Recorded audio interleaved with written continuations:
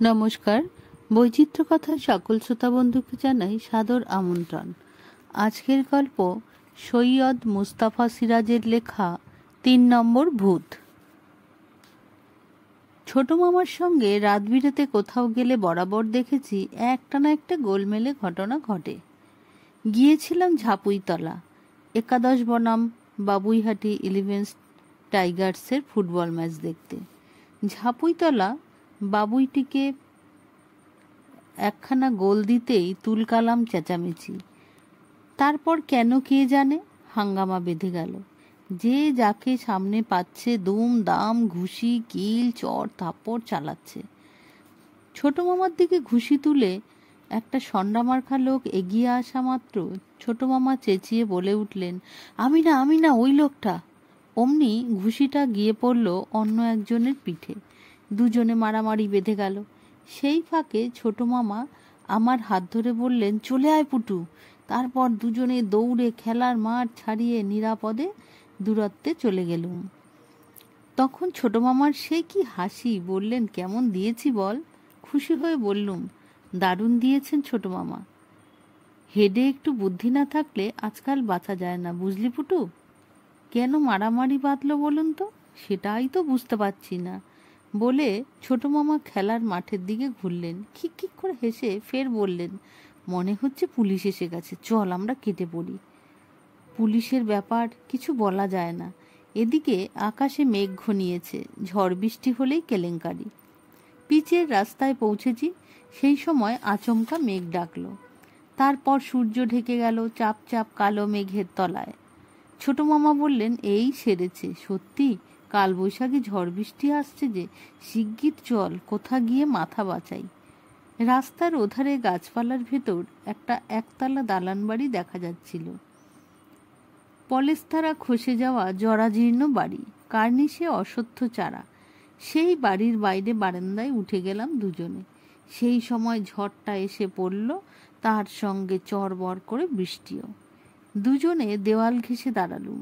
বারান্দায় বৃষ্টির ছাট আর ঝড়ে ছেঁড়া সবুজ পাতার কূট এসে পড়ছিল। ছোট মামা আপন মনে বললেন, পুলিশ না এলে আমার ধারণা মারামারি এখনো চলতো। বললুম, ঝড় বৃষ্টির মধ্যেও? ছোট মামা আগের মতো বললেন, কিছু বলা যায় না। বারান্দাটা পশ্চিম দিকে, তাই বৃষ্টির ছাট আমাদের পা ভিজিয়ে দিচ্ছিল। এদিকে বারবার চোখ ধাঁধানো বিদ্যুৎ আর মেঘের গর্জন। ছোট মামা দরজায় কড়া নাড়লেন। এবার কিছুক্ষণ কড়া নাড়া আর ডাকাডাকির পর দরজা খুলে গেল। একজন বেটেখাটো নাদুস নদুস ভদ্রলোককে দেখা গেল। তিনি আমাদের দেখে অমায়িক হেসে বললেন, ইস, বড় ভিজে গেছেন দেখছি, আসুন আসুন ভেতরে এসে বসুন। ঘরের ভেতরে আবছা আধার, বেশ একটা পুরনো গন্ধও টের পেলাম। নড়বড়ে কয়েকটা চেয়ার, একটা টেবিল, একপাশে একটা তক্তপোষ। আমরা চেয়ারে বসলুম, ভদ্রলোক বসলেন তক্তপোষে। তক্তপোষটা মচমচ করে উঠল। বললেন, ফুটবল ম্যাচ দেখতে গিয়েছিলেন? মামা বললেন, আজ্ঞে হ্যাঁ। মারামারি হয়নি আজ? ভীষণ মারামারি, যে যাকে পাচ্ছে পেটাচ্ছে। ভদ্রলোক হাসতে হাসতে বললেন, তা তো পেটাবেই, তা না হলে ফুটবল ম্যাচ কিসের? বছর 2 আগে কেকড়াডিহি আর ঘুঘুডাঙ্গার মাঝে খুব মারামারি বেঁধে গেল। আমি তো একজনকে পেটাতে শুরু করলুম। বলেন কি? এই শুনুন না, যাকে পেটাচ্ছিলুম সে হঠাৎ সামনে একখানা থান ইট পেয়ে গেল। তারপর সেই ইট আমার মাথায়। সঙ্গে সঙ্গে আমি অক্কা পেলুম। ছোট মামা আরও অবাক হয়ে বললেন, অক্কা মানে? ভদ্রলোক আরও হেসে টেসে বললেন, অক্কা বোঝেন না, টেসে গেলুম। টেসে গেলেন মানে? ধুর মশাই, তাও বোঝেন না? এই ছেলেটা যে ভয় পাবে, নইলে খোলাখুলি বলাতুম। যাকগে, ঝড় বৃষ্টি দারুণ জমেছে বলে ভদ্রলোক দরজার বাইরে বৃষ্টি দেখতে থাকলেন। ছোট মামা আমার দিকে একবার তাকিয়ে নিয়ে বললেন, মশাইয়ের নামটা জানতে পারি? ঈশ্বর গোলকপতি ঢোল। ঈশ্বর মানে? গোলকপতি একটু বিরক্তি হয়ে বললেন, খালি এর মানে ওর মানে, নামের গোড়ায় চন্দ্রবিন্দু দিলে কি হয়? ছোট মামা সন্দিগ্ধ দৃষ্টিতে তাকিয়ে বললেন, মরা মানুষের নামের গোড়ায় চন্দ্রবিন্দু দেওয়া হয়, কিন্তু আপনি তো দেখছি জ্যান্ত মানুষ। গোলকপতি জোরে জোরে মাথা নেড়ে সহাস্যে বললেন, ওই যে মাথা ইট বলছিলুম, এক ইটেই ভব নদীর পার, বুঝলেন এবার? ছোট মামা চটে গেলেন। আপনি বলতে চাইছেন যে আপনি জ্যান্ত মানুষ নন? ঠিক ধরেছেন, 100% ঠিক। ছোট মামা আরও চটে গিয়ে বললেন, তার মানে আপনি ভূত? গোলকপতি হঠাৎ খাপ্পা হয়ে বললেন, যা তা বলবেন না। কানাকে কানা, খোড়াকে খোড়া বললে তাদের রাগ হয় না? ভীষণ রাগ হচ্ছে আমার। কি আশ্চর্য, কি অদ্ভুত! আবার ভূত বলছেন, তার সঙ্গে বিচ্ছিরি একটা অদ। এইবার আমার বুকটা ডিপ ডিপ করছিল। বললুম, ছোট মামা, বৃষ্টি কমেছে মনে হচ্ছে, চলুন এবার। ছোট মামা ধমক দিয়ে বললেন, চুপচাপ বসে থাক, এর একটা বিহিত না করে যাওয়া যায় না। ও মশাই, প্রমাণ করতে পারেন যে আপনি ভূত? আবার ভূত বলা হচ্ছে তবে রে বলে গোলকপতি মুখখানা ভয়ঙ্কর করে ফেললেন। তারপর দাঁত কর্মর করতে থাকেন। আমি আতঙ্কে চোখ বন্ধ করলুম। তারপর কোনো সাড়া শব্দ না পেয়ে চোখ খুলে দেখি ছোট মামাও নিজের মুখখানা ভয়ঙ্কর করে চোখ কটমটিয়ে দাঁত কর্মর করে গোলকপতির সঙ্গে পাল্লা দিচ্ছেন। গোলকপতি একের পর এক সাংঘাতিক মুখভঙ্গি করছেন, ছোট মামাও পাল্টা তাই করছেন। দুজন দুজনকে ভয় দেখানো লড়াই বেঁধে গেছে। তারপর দেখি গোলকপতি উঠে দাঁড়িয়ে দু হাত বাড়িয়ে সাংঘাতিক জান্তব গর্জন শুরু করলেন। ছোট মামাও উঠে দাঁড়িয়ে ঘ্যাও ঘ্যাও শব্দ করলেন, চোখ উপড়ে নেব। গোলকপতি বললেন, ঘাড় মোটকে দেব। তারপর দুজনে ধস্তাধস্তি শুরু হয়ে গেল। প্রচণ্ড শব্দে কোথাও বাজ পড়ল। ঘরের ভেতর ততক্ষণে আরও আধার জমেছে। তত্ত্বপোষ, টেবিল, চেয়ার মচর মচর করার শব্দে ছিটকে দরজার বাইরে চলে গেলুম। চেঁচিয়ে উঠলুম, ছোট মামা, ছোট মামা! কোনো সাড়া পেলাম না। ঘরের ভেতর দম দাম সমানে চলেছে, সেই সঙ্গে ফোঁস ফোঁস, ঘোঁত ঘাত, আহ উফ এইসব চাপা শব্দ। কিছুক্ষণ পরে শব্দগুলো থেমে গেল। তারপর ছোট মামার সাড়া পেলুম। পুটু, পুটু! কাঁদো কাঁদো গলায় বললুম, এই যে এখানে। ছোট মামা দরজার কাছে এসে বললেন, ভয় পেয়েছিস নাকি?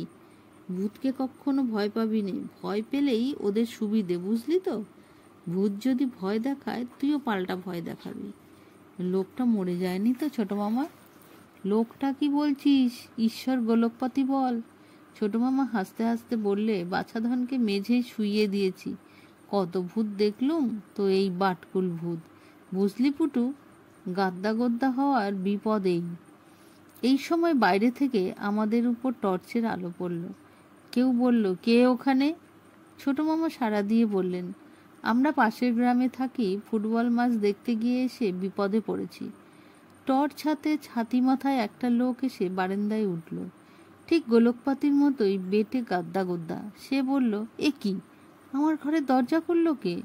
তারপর ভেতরে আলো ফেলে খাপ্পা হয়ে বলল, এইসব ভাঙচুর করলো কে? বলে আমাদের দিকে প্রায় তেড়ে এলো। ছোট মামা ঝটপট বললেন, ভাঙচুর করেছেন ঈশ্বর গোলকপাতি ঢোল। ঈশ্বর গোলকপাতি ঢোল মানে? অদ্ভুত কথা বলছেন তো। আমিই গোলকপাতি ঢোল, দিব্যি বেঁচে বর্তে আছি, আর আমাকে ভূত করে দিচ্ছেন? ছোট মামা খুব অবাক হয়ে বললেন, কি আশ্চর্য! তাহলে ওই ভদ্রলোক কে? অবিকল আপনার মতো দেখতে, দরজা খুলে আমাদের ভেতরে ডাকলেন, তারপর শাট আপ, চালাকি হচ্ছে বলে সে হেরে গলায় ডাকতে লাগলো, দারোগা বাবু, দারোগা বাবু, চোর চোর! পিচের রাস্তার দিক ধরে সাড়া এলো, যাচ্ছি, ধরে থাকুন। ছোট মামা ঝটফট বললেন, চলে আয় পুটু। তারপর বারান্দা দিয়ে লাফ দিলেন। আমিও তাকে অনুসরণ করলুম। বৃষ্টি কমে গেছে, পিছনে চেঁচামেচি আর টর্চের আলো। জল কাদায় দৌড়াতে গিয়ে আছাড় খেলুম। তারপর উঠে দাঁড়িয়ে ছোট মামাকে আর দেখতে পেলুম না। ডাকতে লাগলুম, ছোট মামা, ছোট মামা। ছোট মামার কোনো সাড়া পাওয়া গেল না। বৃষ্টি থেমে গেছে, আকাশ কালো হয়ে আছে মেঘে, বিদ্যুৎ চমকাচ্ছে। খুব শিগগির সন্ধ্যা এসে গেছে। আবছা আধার ক্রমে ঘন হয়ে যাচ্ছে। গ্রামের পথ ধরে চিনে ফিরবো কেমন করে, সেই ভাবনায় গলা শুকিয়ে গেল। মরিয়া হয়ে হাঁটতে হাঁটতে আবার ডাকলুম, ছোট মামা, ছোট মামা। এবার কাছাকাছি কোথাও চাপা স্বরে সাড়া পাওয়া গেল, চলে আয় পুটু। সাহস ফিরে পেয়ে বললুম, আপনি কোথায়? এই গাছের ডগায়। অবাক হয়ে বললুম, গাছে কি করছেন? চেঁচাচ্ছিস কেন? তুইও উঠে আয়। পুলিশের দারোগা আমাদের খুঁজে বেড়াচ্ছেন। সামনে একটা গাছ, তার ডগা থেকে ছোট মামার চাপা গলার কথা শোনা যাচ্ছিল। গাছটার কাছে গিয়ে বললুম, ছোট মামা, আমি উঠবো কেমন করে? আমি ঠ্যাং ঝুলিয়ে দিলুম, 2 হাতে চেপে ধর, আমি তোকে টেনে তুলব। গাছের তলায় অন্ধকারটা বেশি, কিচ্ছু দেখা যাচ্ছে না। হাত বাড়িয়ে ছোট মামার ঠ্যাং খুঁজতে খুঁজতে কি একটা হাতে ঠেকলো। ওপর থেকে ছোট মামা বললেন, চেপে ধর, ছাড়িস না যেন, ছেড়ে দিলে আছাড় খেয়ে হাড়গোড় ভাঙা হয়ে যাবি কিন্তু। ঠ্যাংটা 2 হাতে চেপে ধরতেই মনে হলো ভীষণ ঠান্ডা, হিম বরফের জিনিস। হাত কনকন করে উঠল ঠান্ডার চোটে। সঙ্গে সঙ্গে ছেড়ে দিলুম। ছোট মামা বললেন, কি হলো? আপনার পা তো ঠান্ডা কেন ছোট মামা? খালি কথা বাড়ায়, ওই দেখ টর্চ জ্বালিয়ে দারোগাবাবু আসছেন। কিন্তু দূরে টর্চের আলো দেখতে পেলুম জ্বলছে আর নিভছে। এদিকেই এগিয়ে আসছে আলোটা।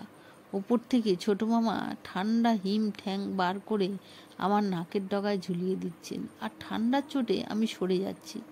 এতক্ষণে টর্চের আলো গাছতলায় এসে পড়লাম। তারপর সেই আলোয় যা দেখলুম, বুক ধরাস করে উঠল। ছোট মামার ঠ্যাংটা মস্ত লম্বা, তার চেয়ে সাংঘাতিক ব্যাপার, ঠ্যাংটা একটা কঙ্কালের। আতঙ্কে চেঁচিয়ে উঠলুম, দারোগাবাবু, দারোগাবাবু। টর্চ হাতে লোকটা বলল, কি হলো খোকা? দারোগাবাবু দারোগাবাবু করে চেঁচাচ্ছ কেন? লোকটা কাছাকাছি এলে বললুম, আমার ছোট মামা সেজে এই গাছে কে যেন বসে আছে। সে টর্চের আলোয় গাছের উপর তন্ন তন্ন করে দেখল, কই খোকা, কেউ নেই তো। তুমি মিছেমিছি ভয় পেয়েছো, তোমার বাড়ি কোথায়? কাদো কাদো মুখে বললুম, পলাশপুর। চলো, আমি পলাশপুরেই যাচ্ছি। লোকটা দারোগাবাবু নয়, কাজেই তার সঙ্গে হাঁটতে থাকলুম। একটু পরে আবার ছোট মামার সাড়া পেলুম। পুটু, পুটু বলে ডাকাডাকি করছেন। টর্চের আলোয় ছোট মামাকে দাঁড়িয়ে থাকতে দেখলুম। লোকটা বলল, কিরকম লোক মশাই আপনি? ভাগ্নেকে ওই ভুতুরে জায়গায় ফেলে এসেছিলেন? ছোট মামা বললেন, কি রে, ভয় পেয়েছিলি নাকি? পাবো না, একটা কঙ্কালের ঠ্যাং ঝুলিয়ে কেউ আমাকে গাছে তোলার চেষ্টা করছিল, অবিকল তোমার গলায় কথা বলছিল। ছোট মামা খাপ্পা হয়ে বললেন, তবে রে, আয় তো দেখি সে কোন ব্যাটার ছেলে। লোকটা বলল, খুব হয়েছে মশাই, ভূতের সঙ্গে লড়াই করার সময় পরে অনেক পাবেন, চলে আসুন। খোকাবাবুকে খুব ক্লান্ত দেখাচ্ছে। ছোট মামা বললেন, ঠিক আছে, চল পুটু। গ্রামে ঢুকে লোকটা বলল, বাড়ি পর্যন্ত পৌঁছে দেবো নাকি? ছোট মামা বললেন, না না, এবার আমরা যেতে পারবো, আপনাকে পেয়ে খুব সুবিধা হলো, দিব্যি পথ চলে আসা গেল। তা মশাইয়ের বাড়ি ঝাপুইতলা, নাম ঈশ্বর গোলকপাতি ঢোল। শোনা মাত্র ছোট মামা চেঁচিয়ে উঠলেন, পুটু, এই যে দেখছি 3 নম্বর ভূত। তারপর দৌড়তে থাকলেন, আমিও দৌড়তে থাকলুম। তবে এবার আর রাস্তা ভুল করার কারণ নেই। বাড়ির কাছাকাছি পৌঁছে ঘুরে দেখি আলোটা নেই। কুকুরগুলো প্রচণ্ড চেঁচামেচি করছে। ব্যাপারটা সত্যি গোলমেলে। গল্পটা এখানেই শেষ করলাম। বন্ধুরা, গল্পটা যদি তোমাদের ভালো লেগে থাকে তাহলে অবশ্যই লাইক ও শেয়ার করো, আর চ্যানেলটিকে সাবস্ক্রাইব করতে ভুলো না।